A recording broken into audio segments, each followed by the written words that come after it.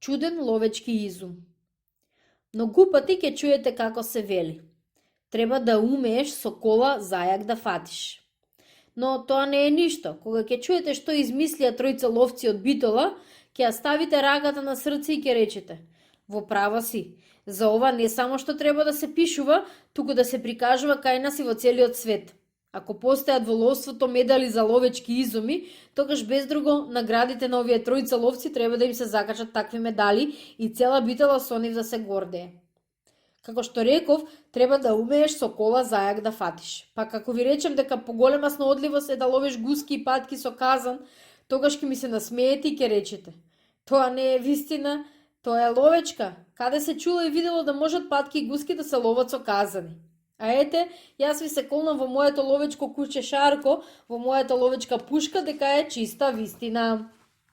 Во Битола, како што велат старите, баба Битола, во ловечките глави на тројцата наши ловци се роди тој толку чуден и славен ловечки изум и ловечки патент. Тројцата наши другари ловци, Дончо Сабаджијата, Мирко Собаджијата и Глигор Гангурот, најчесто одеа кај реката Црна и таму ловеа патки и гуски во Питолското блато. Иако имаа високи чизми за ловење, многу пати се враќаа дома искиснати, премрзнати и уште празни. Мислеа другарите ловци, кроја ја умува и тогаш во нивните ловечки глави се роди чудниот ловечки изум. Едно утро, пред да се раздени Кроце, без некој да ги види, тие тргнаа на лов на Црна.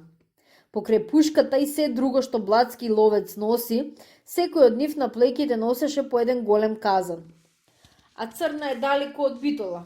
Тие ги носеа казаните, стенкаа под тежината на товарот, се потеа, но јуначки и машки издржаа. Влегоа во блатото околу Црна, а пак патки, гуски, плипот, просто, небото не се гледа од црнило. Блатата широки и полни со вода. Сред водата тие заковаа 3-4 колје, ги наместеа казаните во водата во висина на водната површина и ги врзаа така што да не се гледаат. Потоа во казаните послаа слама, влегоа внатре и се скрие. Во казаните суво како барут, меко и топло како во памук. Казаните така ги скрија што да не можеш да видиш човечка глава, просто како да нема никој. Над нив залетаа диви гуски, патки, цели јата. И летаа толку ниско како да сакаа капите од главите да им ги земат.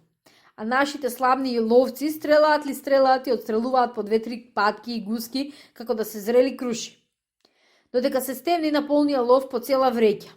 А понапред, додека не го имаа пронајдено чудниот ловечки изум, ни по една ќора не носеа дома. Се разбира, другите ловци им се смеја.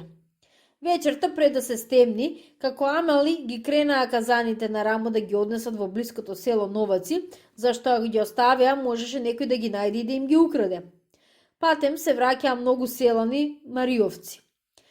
На еден селанец му се стори дека се калајджи, кога им се придружи им рече: доаѓате токму како порачени. Во нашето село има за калајсување, тепси, тави, котли, ѓумови, казани. Пари ке фатите, не е шега.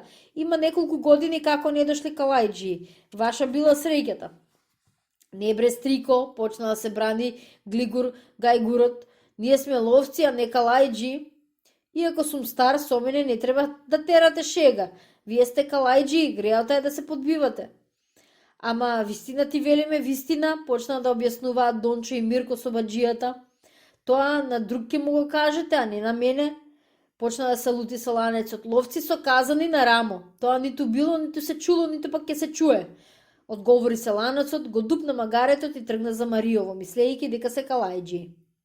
Кога се поодалечи малку се запре, се сврти им подвикна: кога ќе си го видам тилов, тогаш ќе уловите нешто со казани. Па ако фатите нешто, дајте ми и мене некој парченце мевсе да каснам и да си го омрасам мустаќов. Така нашиве тројци ловци од Битола со својот ловечки изум почнаа да носат многу диви гуски и патки, да јадат, па дури да продаваат. А пак ние ќе гледаме и лиги ќе ни тежат од устата. Сега речете, нели е тоа чуден ловечки изум?